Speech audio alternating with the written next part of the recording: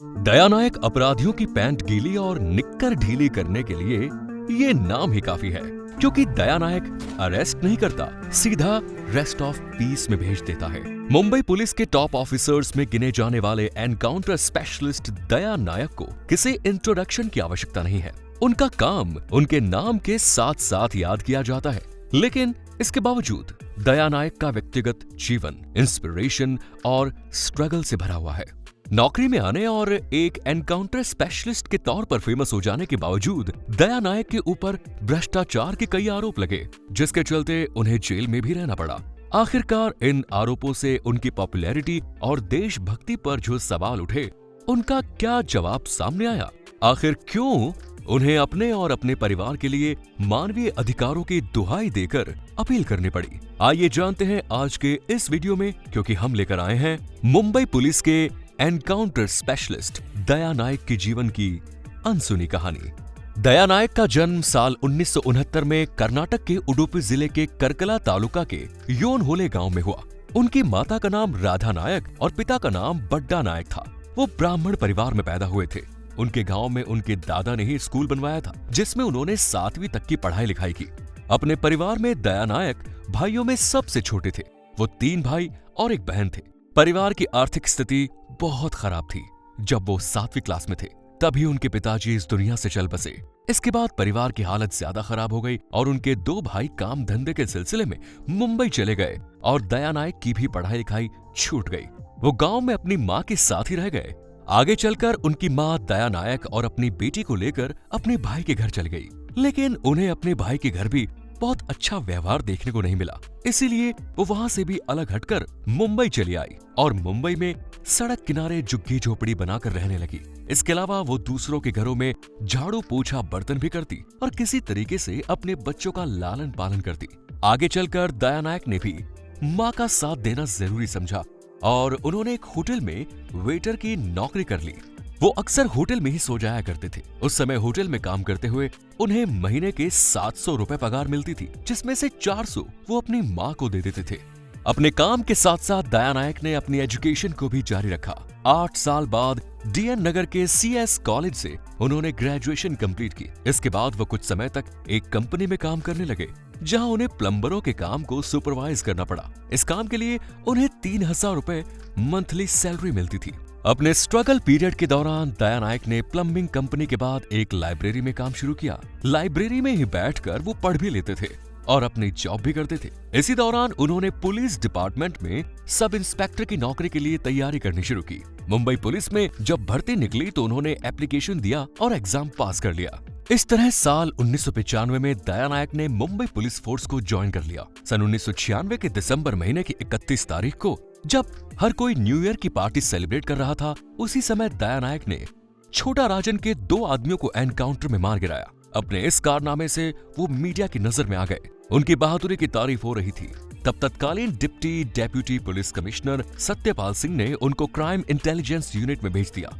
आगे चलकर वो उस समय के एनकाउंटर स्पेशलिस्ट प्रदीप शर्मा के साथ काम करने लगे और आगे चलकर साल 1997 में उन्होंने बबलू श्रीवास्तव के 2 आदमियों को एनकाउंटर में मार गिराया। साल 1997 में ही एक एनकाउंटर के दौरान गैंगस्टर्स की तरफ से चलाई गई गोली में वो घायल हो गए और बुरी तरह से घायल होने के बाद उन्हें अस्पताल में एडमिट करा दिया गया। हालांकि इसके बाद वो ठीक होकर वापस अपनी ड्यूटी पर आ गए। इस समय तक उनका काम रफ्तार पकड़ चुका था। मुंबई में भरे बाजार में उन्होंने अमर नायक के 3 आदमियों को एनकाउंटर में मार गिराया। इसके अलावा विनोद मटकर, सादिक कालिया, सुभाष जैसे खतरनाक गैंगस्टर्स को उन्होंने दूसरी दुनिया में भेज दिया। उन्हें एनकाउंटर स्पेशलिस्ट के तौर पर अब जाना जाने लगा।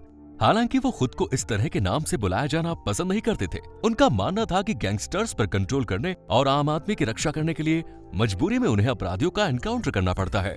दया नायक को मुंबई के एनकाउंटर स्पेशलिस्ट के तौर पर जाना जाता है, जो अपराधियों को पकड़ने के बाद उनका काम तमाम कर देते थे। सरकारी रिकॉर्ड में ये दर्ज हो जाता था कि इस अपराधी ने पुलिस पर गोलियां चलाई और पुलिस ने आत्मरक्षा में उस अपराधी पर गोली चलाई। इस फायरिंग में उस अपराधी की मौत हो गई। 90 के दशक में दया नायक अपराधियों के भीतर खौफ का पर्याय बन गया था। इंडिया का इकोनॉमिकल कैपिटल कहा जाने वाला मुंबई को सपनों की नगरी भी कहा जाता है। इसे माया नगरी भी कहते हैं। एक वक्त था जब मुंबई अंडरवर्ल्ड की गिरफ्त में थी।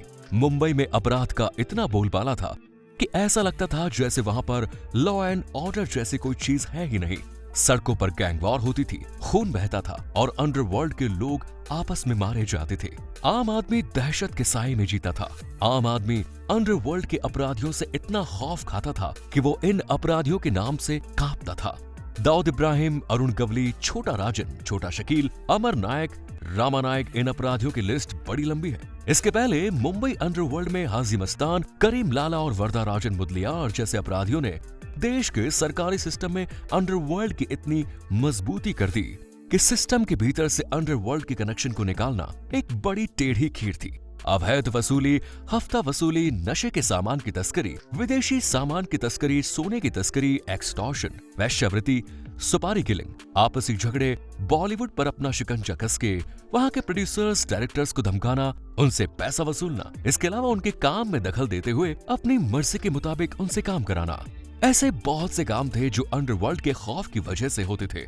एक आम इंसान को सरकार और पुलिस से न्याय की उम्मीद रहती थी, लेकिन सिस्टम में बैठे लोग भी अंडरवर्ल्ड के लोगों की मदद करने के लिए तैयार रहते थे। ऐसे भ्रष्ट राजनेताओं, अफसरों और कर्मचारियों की वजह से आम आदमी की न्याय की उम्मीदें टूटती जा रही थी। यदि कोई ईमानदार ऑफिसर अपनी हिम्मत दिखाकर किसी अपराधी पर कार्रवाई करने की कोशिश करता और उसे अरेस्ट भी करता, तो उस अधिकारी कर्मचारी की ही शामत आ जाती। उस अपराधी को सिस्टम के कनेक्शन का फायदा मिल जाता था। अदालतों से भी इन अपराधियों के ऊपर शिकंजा कसना आसान नहीं था। कानून के लूप फोर्स का फायदा उठाकर या फैब्रिकेटेड एविडेंस को सामने रखकर सच को झूठ और झूठ को सच बनाने में माहिर लोग अपराधियों को बड़े आसानी से बचा लेते थे। उसे या तो बेल मिल जाती थी या फिर उस पर अपराध साबित ही नहीं होता था। ऐसी सिचुएशन में वो अपराधी दुगने उत्साह के साथ समाज में अपराध करने लगता था। आवश्यकता थी किसी ऐसे सिस्टम की जिससे कि अपराधियों के भीतर डर पैदा हो सके, और ऐसा ही एक डर अपराधियों के भीतर पैदा हुआ पुलिस के द्वारा किए गए एनकाउंटर से। मान्या सुर्वे का एनकाउंटर हुआ।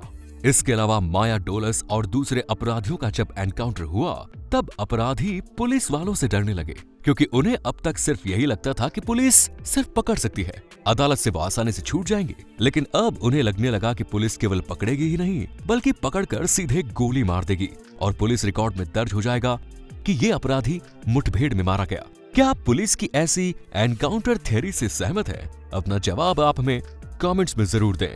लेकिन इसके लिए भी अपनी जान पर खेलने वाले निडर पुलिस ऑफिसर्स की जरूरत होती थी, और दया नायक एक ऐसे ही पुलिस ऑफिसर बनकर उभरे।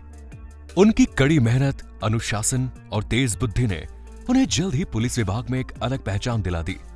इसके अलावा दया नायक ने अपने जीवन में ऐसे कई काम भी किए जिससे दूसरों का जीवन सुधरा।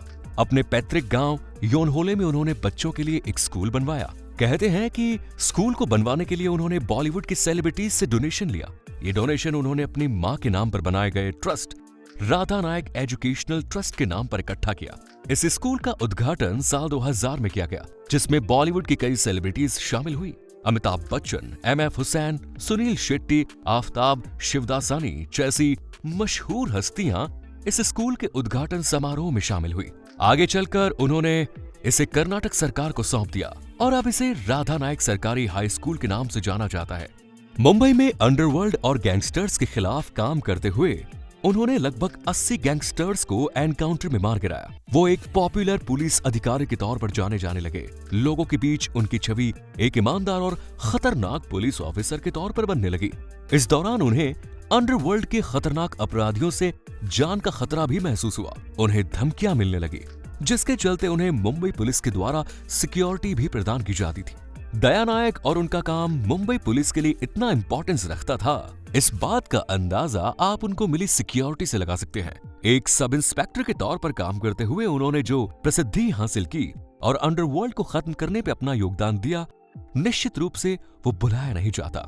दया नायक की लाइफ पर बॉलीवुड में कई फिल्में भी बनी, जिनमें शमित अमीन की अब तक 56 काफी फेमस है। इसमें अभिनेता नाना पाटेकर ने एनकाउंटर स्पेशलिस्ट का कैरेक्टर प्ले किया। ये फिल्म लोगों के बीच काफी पॉपुलर हुई। फिल्म अब तक 56 और एन चंद्रा की कगार नायक के पर्सनल एक्सपीरियंस पर बेस्ड एक कन्नड़ फिल्म एनकाउंटर भी दया नायक की लाइफ जर्नी पर ही बेस्ड है। अब तक 56 को बाद में तेलुगु भाषा में भी बनाया गया और इस फिल्म का नाम था सिद्धम। दया नायक के जीवन से मिलती जुलती फिल्म रिस्क साल 2007 में आई। इसे विश्वाम सावंत ने बनाया। 2010 में एक तेलुगु फिल्म गोलीमार भी इनके जीवन पर ही आधारित है। इसके अलावा साल 2012 में बॉलीवुड फिल्म डिपार्टमेंट भी मुंबई पुलिस के इस एनकाउंटर स्पेशलिस्ट पर आधारित है। इसमें दया नायक की भूमिका निभाई संजय दत्त ने। इसके बाद 2015 में अब तक 56 का सीक्वल भी रिलीज किया गया, जिसे अब तक 56 2 के नाम से जाना जाता है। फिर साल 2015 में टेम्पर नाम की एक और तेलुगु फिल्म रिलीज हुई। इसके नायक का नाम भी दया नायक के नाम पर ही रखा गया। अब बात कर लेते हैं दया नायक की लाइफ के उस हिस्से की जिससे आम आदमी अनजान रहा है। दया नायक की लाइफ में साल 2003 से बुरा वक्त शुरू हुआ, जब जर्नलिस्ट केतन तिरोडकर ने दया नायक के ऊपर कई तरह के आरोप लगाए, जिनमें अंडरवर्ल्ड से संबंध रखने, अवैध तरीके से कमाई करने और अपने इनकम से ज्यादा संपत्ति को इकट्ठा करने का आरोप शामिल है। उन्होंने अपने आरोप में कहा कि साल 2002 में उनकी दोस्ती दया नायक से हुई, जिसके साथ मिलकर उन्होंने अवैध वसूली का धंधा भी चलाया। आगे चलकर दया नायक के ऊपर अंडरवर्ल्ड से संबंध रखने के आरोप में महाराष्ट्र संगठित अपराध नियंत्रण अधिनियम मकोका के तहत इन्वेस्टिगेशन शुरू हुई। 2003 में ही एसीपी शंकर काबले और 2004 में डीसीपी केएल बिश्नोई ने दया नायक के मामले की इन्वेस्टिगेशन की, लेकिन इस इन्वेस्टिगेशन में दया नायक को क्लीन चिट मिल गई। इसके बाद साल 2004 में एसीपी दिलीप सावंत के द्वारा एक और जांच की गई, इसमें भी उन्हें क्लीन चिट मिली। इसी साल जर्नलिस्ट केतन तिरोडकर को दुबई में अरेस्ट कर लिया गया। उनके ऊपर डॉन छोटा शकील के साथ संबंध रखने का आरोप लगा। इसके लिए भ्रष्टाचार निरोधक दस्ते के द्वारा 21 जनवरी 2006 को उनके घर पर रेड मारी गई। इसी टीम ने उनके द्वारा बनाए गए स्कूल पर भी छापा मारा। ये छापा कर्नाटक सरकार की मंजूरी के बिना ही मारा गया। फरवरी साल 2006 में सेशन कोर्ट ने इनकम से अधिक संपत्ति के मामले में दया नायक के विरुद्ध गैर जमानती वारंट जारी किया। जब सेशन कोर्ट और मुंबई हाई कोर्ट में उनकी बेल एप्लीकेशन रिजेक्ट हो गई और आगे चलकर सुप्रीम कोर्ट के द्वारा भी इस मामले में इंटरफेयर करने से मना कर दिया गया, तब उन्हें कोर्ट के द्वारा ही सरेंडर करने का डायरेक्शन दिया गया। 2006 में दया नायक को अरेस्ट कर लिया गया। दरअसल उनको एंटी करप्शन ब्यूरो के एसीपी भीमराव घाटके ने अपनी टीम के साथ गिरफ्तार कर लिया था।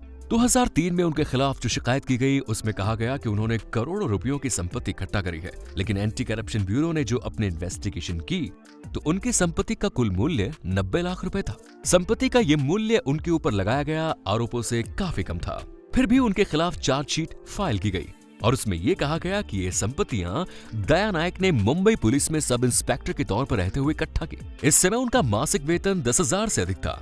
इसके अलावा दया नायक पर अपने साथ काम करने वाले राजेंद्र फड़ते की मदद से फर्जी कंपनियां चलाने का भी आरोप लगा। ये भी आरोप लगा कि उन्होंने अपनी पत्नी कोमल को प्रॉपर्टी लोन दिलाया है। अपनी जांच के दौरान एंटी करप्शन ब्यूरो ने उन्हें 27 बार पूछताछ के लिए बुलाया, लेकिन फिर भी उनके खिलाफ कोई सबूत नहीं मिला। एसीबी के एक अधिकारी आईपीएस प्रदन्या सरवड़े के आग्रह पर उन्हें गिरफ्तार किया गया। उन्हें 15 दिन पुलिस कस्टडी और 15 दिनों तक जेल में रखा गया।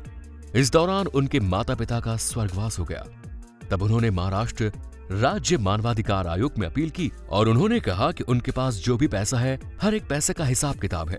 उन्होंने जो भी लेन देन किया है वो सबके सामने है, लेकिन फिर भी उनकी संपत्ति को बढ़ा चढ़ा कर दिखाया गया है। उनकी टाटा सुमो एक सरकारी गाड़ी थी। एक एनकाउंटर के बाद अस्पताल में रहने के लिए सरकार के द्वारा 2 लाख रुपए दिए गए। इसको भी संपत्ति के रूप में दिखाया गया। एंटी करप्शन ब्यूरो ने आरोप लगाया कि नायक ने गोवा के एक साइबर कैफे से एक विदेशी कॉन्टैक्ट को 1 बिलियन ट्रांसफर किए। इसमें दावा किया गया कि 18 जनवरी 2006 को गोवा में ही थे वो, लेकिन उनकी ड्यूटी के रिकॉर्ड से बात सामने आई कि वो 4 को पुलिस स्टेशन में थे। एसीबी ने यह मामला भी कोर्ट के सामने रखा कि डी नायक नाम के एक व्यक्ति ने मुंबई और गोवा के बीच कई बार फ्लाइट से सफर भी किया, लेकिन इसमें यह बात स्पष्ट नहीं होती थी कि ये डी नायक नाम का व्यक्ति दया नायक ही है। बाद में जब जांच हुई तो ये मामला सामने आया कि डी नायक नाम का व्यक्ति गोवा का एक मंत्री था जिसका नाम था दामोदर नायक। ह्यूमन राइट्स कोर्ट इस मामले की सुनवाई कर रही थी। तब जस्टिस क्षितिज व्यास ने उनके इस मुकदमे को सुना और उन पर लगे आरोपों को खारिज कर दिया। इतना ही नहीं, उन्होंने आईपीएस प्रदन्या सरवड़े के खिलाफ कार्रवाई करने की बात कही और सरकार पर 25,000 का जुर्माना लगाया, जो आईपीएस सरवड़े से ही वसूलने के लिए कहा गया। इन तमाम मामलों में दया नायक के साथियों और सहयोगियों का ये कहना है कि दया नायक को फंसाया गया। इन्हें फंसाने वाले वो लोग हैं जिनके खुद के अंडरवर्ल्ड के साथ काफी गहरे संबंध हैं। दया नायक ने ऐसे लोगों के खिलाफ लड़ाई लड़ी। इसका खामियाजा उन्हें इस तरह से भुगतना पड़ा। दया नायक ने घाटके को सबसे भ्रष्ट अधिकारी बताया। उनके खिलाफ केवल इसलिए एफआईआर दर्ज की क्योंकि उन्होंने 10 मिलियन की रिश्वत मांगने से इनकार कर दिया था। तो दोस्तों, एनकाउंटर स्पेशलिस्ट दया नायक की ये कहानी आगे भी जारी रहेगी, लेकिन हमारे जिन साथियों ने अभी तक चैनल को सब्सक्राइब नहीं किया है, जल्दी से सब्सक्राइब कर नोटिफिकेशन बेल को ऑन कर दें। दोस्तों, एनकाउंटर स्पेशलिस्ट दया नायक की मुसीबतें यही खत्म नहीं हुई, बल्कि अभी तो और भी समस्याएं आनी बाकी थी। 2008 में सोहराबुद्दीन शेख एनकाउंटर मामले में पत्रकार केतन तिरोडकर ने एक और एफिडेविट फाइल किया और उसमें कहा कि दया नायक सादिक जमाल की मौत में शामिल रहा। आपको बता दें कि सोहराबुद्दीन एनकाउंटर गुजरात पुलिस के द्वारा हुआ और कथित रूप से इस मुठभेड़ को फर्जी बताया गया था। केतन तिरोडकर के अनुसार गुजरात पुलिस ने दया नायक से एक ऐसे लड़के की डिमांड की थी जो आपराधिक छवि वाला हो, और दया नायक पर लगे एलिगेशन के अकॉर्डिंग दया नायक ने सादिक जमाल को आगे कर दिया। 2010 में कोर्ट ने उनके खिलाफ मकोका के तमाम चार्ज को खारिज कर दिया। 16 जून 2012 को महाराष्ट्र पुलिस ने दया नायक को वापस ड्यूटी पर रख लिया। उन्हें लोकल आर्म्स यूनिट में तैनात किया गया। इसके बाद उन्हें वेस्टर्न रीजन में अपॉइंट किया गया। आगे चलकर उन्होंने बैंड्रा में भी काम किया। 2014 में उन्हें नागपुर ट्रांसफर कर दिया गया, लेकिन नागपुर जाना दया नायक को मंजूर नहीं था क्योंकि उन्हें अपने और अपने परिवार की सुरक्षा को लेकर चिंताएं थी। इस बात को ध्यान में रखते हुए उन्होंने नागपुर की पोस्टिंग को एक्सेप्ट नहीं किया और न ही इस पोस्टिंग को उन्होंने ज्वाइन किया, जिसके चलते 2015 में एक बार फिर उन्हें सस्पेंड कर दिया गया। हालांकि अगस्त 2015 में उनके ट्रांसफर का आदेश निरस्त कर दिया गया और दया नायक को 11 जनवरी 2016 को मुंबई पुलिस में फिर से दोबारा ज्वाइन करने के लिए कहा गया। साल 2023 में उनका प्रमोशन भी हो गया। तो फाइनली आप दया नायक के बारे में क्या सोचते हैं? उनकी देशभक्ति और जनता की सेवा को लेकर आपकी क्या राय है, हमें कमेंट्स में जरूर बताएं। ये थी मुंबई पुलिस के एनकाउंटर स्पेशलिस्ट दया नायक की पूरी कहानी। वीडियो पसंद आए तो लाइक करें, शेयर करें। मिलते हैं नेक्स्ट वीडियो में। Till then bye bye and take care.